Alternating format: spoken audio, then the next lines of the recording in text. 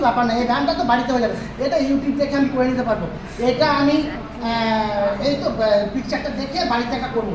কিন্তু না, স্কুল আলাদা, আমি ছোটো থেকে ডাক্তারি হওয়া যায় না, মেডিকেল বই পড়লেও আমি কিন্তু ডাক্তার নয়, সেইটা পড়িয়ে দেওয়ার জন্য একজন শিক্ষক দরকার, এবং সেটা যেখানে সেখানে নয়, একটা মেডিকেল কলেজে যেতে হয়।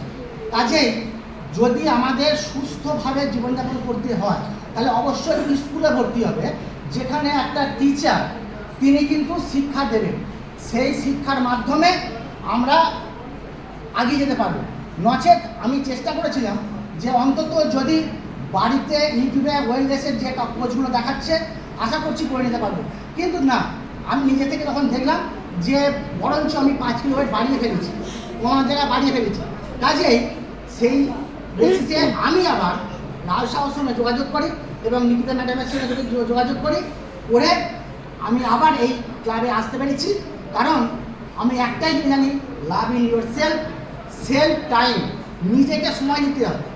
যতক্ষণ আমি এই ক্লাবে না এসেছি আমি কিন্তু 7টা সাড়ে 7টা উঠেছি, আমার ব্যাড হ্যাবিট হয়ে তৈরি হয়ে গেছিলো, কিন্তু এখানে আসার পর দেখছি যে আমি 6:30-6টার মধ্যে আসতে পারছি। এই যে সেলফ টাইম ইনভেস্টমেন্ট, নিজের জন্য সঞ্চয়টা নিজের জন্য করতে হবে, আমার পিছনে আমার খরচ, আমার অবদান, এইটা করতে হবে। কারণ আমি এসেছি, আমি খরচ করে এখান থেকে কী পাবো, সবাই তো লাভ চায়, কেউ তো লস চায় না, আমি কত টাকা দিলাম এখান থেকে আমি কত বেনিফিট পাবো, এইটার জন্যে আজকে এখানে আসা। কারণ আমি যদি ডাক্তারি বা মেডিসিন লাইফ যদি যেতাম তাহলে এখান থেকে অনেক বেশি টাকা আমার খরচ হয়ে যেত।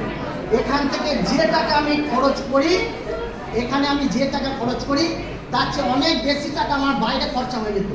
সেই টাকা আপাতত আমরা যদি অল্প অল্প জোগাড় করে একটা জায়গায় দিতে পারি, তাতে হয় কি আমার শরীরটা যেমন ডেভেলপ হবে, আমি শান্ত মনে যেমন থাকতে পারবো, সুস্থ শরীরে যেমন থাকতে পারবো,